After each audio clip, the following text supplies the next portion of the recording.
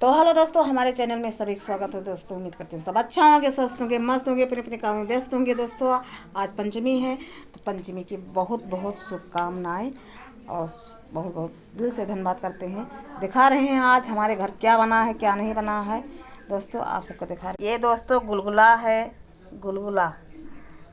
और इसमें भी पकौड़ी है, ख़त्म हो चुका है, खाली 2 ठी है और ख़त्म दोस्तों।